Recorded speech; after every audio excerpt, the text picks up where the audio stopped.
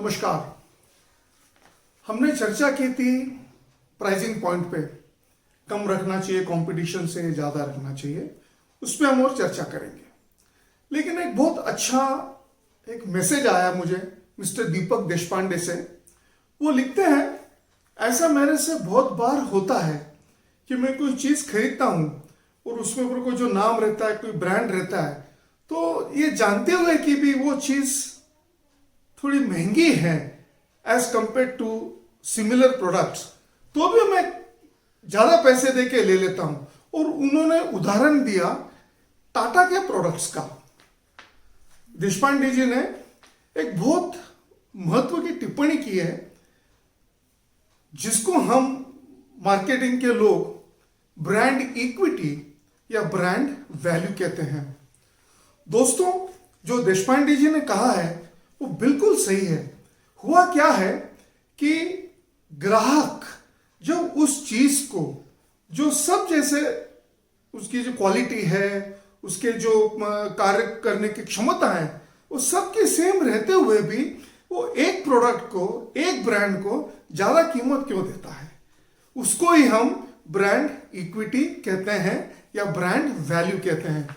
दोस्तों, ये आपको मैं बता दूं कि हम मार्केटिंग के लोग किसी ब्रांड पे जब हम काम करते हैं तो हमारा बस ये एक ही मकसद होता है, ये एक ही ध्येय होता है, इनफैक्ट होना चाहिए, कि कैसे वो ब्रांड अपने प्रॉमिस पे खरा उतरे और कैसे कस्टमर उसको दिल से और दिमाग से लेने की कोशिश करे, खुशी से। और जब वो दिल और दिमाग कस्टमर का दोनों काम करता है तो आप ये समझ लीजिए कि आपको उस प्रोडक्ट की ज्यादा प्राइस मिल रही है। और वो जो डिफरेंस है उसको हम सरल भाषा में ब्रांड इक्विटी कह सकते हैं। खैर, आगे चलते हैं। मैं आपको दो उदाहरण दूंगा। एक दूंगा और जो मेरे खुद के अनुभव है, जो मैंने खुद मेरे क्लाइंट्स के लिए किए हैं, जहां पे हमने एक कॉम्पिटिटर से कम प्राइसिंग पे एक प्रोडक्ट किया और कॉम्पिटिटर से एक ज्यादा प्राइसिंग पे किया, और दोनों कैसे सक्सेसफुल हो गए। पहला देखते हैं कम प्राइस वाले। मैं आपको ले चलता हूं 1987, 1988। जी हां, बहुत वर्ष हो गए हैं। मुझे अपॉर्चुनिटी आई थी वीडियोकॉन के साथ काम करने की। उस टाइम 1982 के एशियाड के बाद वीडियोकॉन काफी व्हाइट गुड्स में आ रहे थे। उन्होंने टेलीविजन बनाए, वॉशिंग मशीन बनाए और काफी जोर में उन्होंने मार्केटिंग किया था। मुझे 1987 में अपॉर्चुनिटी दी गई वीडियोकॉन के म्यूजिक सिस्टम, उनकी ऑडियो सिस्टम लॉन्च करने के लिए। और उन्होंने उस टाइम कोलैबोरेशन किया था तोशिबा वालों के साथ, तोशिबा के साथ, वीडियोकॉन तोशिबा। 4-5 वर्ष मेरा सहयोग रहा वीडियोकॉन ऑडियो के ऊपर काम करने के लिए। उस टाइम अगर आपको भी याद होगा कि वीडियोकॉन प्राइस पे काफी एम्फसाइज करता था। लो प्राइस प्रोडक्ट देने में मार्केट में उनका एक अच्छा नाम हो गया था, और वो अच्छे प्रोडक्ट्स भी देते थे, अच्छे फीचर्स भी देते थे। ये नहीं कि सिर्फ प्राइस हमने कम कर दिया। क्या कहने का मतलब यह है कि हमको जब वो ऑडियो सिस्टम, म्यूजिक सिस्टम जब लॉन्च करना था, तो हमने वही सोचा कि कैसे हम क्रिएटिवली ये लोगों को बताएं कि क्वालिटी तो खैर अच्छी है, लेकिन प्राइस भी, जो वीडियोकॉन के साथ हमेशा की तरह रहा था, प्राइस भी रीजनेबल कहिए या आप वैल्यू फॉर मनी कहिए। दोस्तों, मुझे याद आता है 1987 में जब हमने लेट 87 अर्ली 88 में लॉन्च किया था, मैंने उनको 7 शब्द दिए थे और वो काफी पॉपुलर हो गए थे। और वो शब्द थे, so smashing breaks even the price barrier. और प्राइस बैरियर और साउंड बैरियर का हमने कहीं तो भी एक जोड़ने की कोशिश की थी। और दोस्तों, मैं आपको बता दूं, 6 महीने के अंदर ही वो ब्रांड म्यूजिक सिस्टम काफी मशहूर हो गया था। उस टाइम मुझे याद है फिलिप्स और बुश ये काफी पॉपुलर म्यूजिक सिस्टम में काम कर रहे थे, और अभी हमारे ब्रांड की भी, हमारे पोजीशनिंग की भी काफी सराहना हुई थी।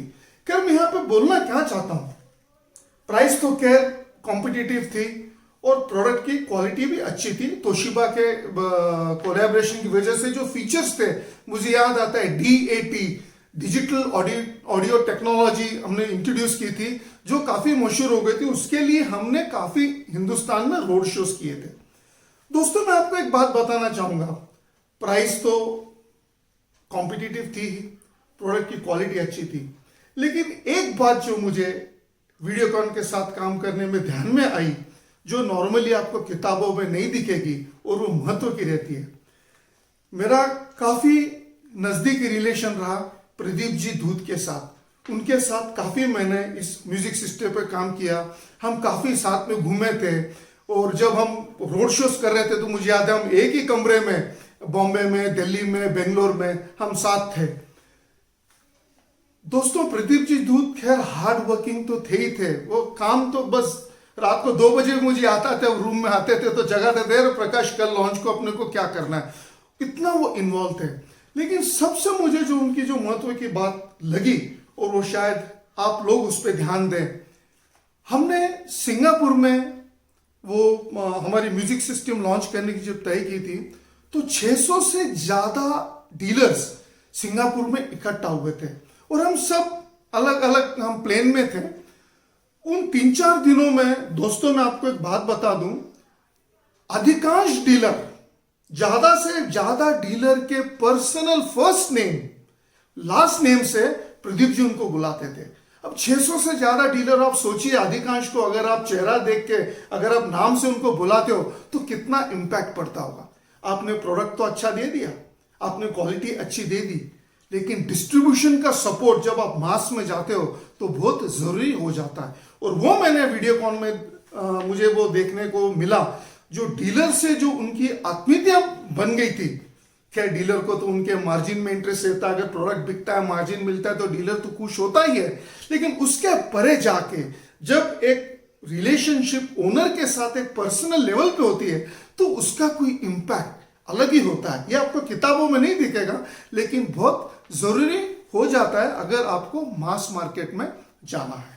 दोस्तों, आज लो प्राइस पे हमने बात की थी। अगले सोमवार को मैं आपको एक बहुत इंटरेस्टिंग अनुभव मेरे खुद का सुनाऊंगा कि कैसे एक राइस मिल, सादी राइस मिल, बासमती नहीं, कि कैसे एक राइस मिल साउथ इंडिया की ने उन्होंने अपना एक ब्रांड प्रीमियम बनाया और लोगों से, कंज्यूमर से, कंपटीशन से ज्यादा प्राइसिंग लेने की कोशिश की थी और सक्सेसफुल हुए थे। मिलेंगे अगले सोमवार को। नमस्कार।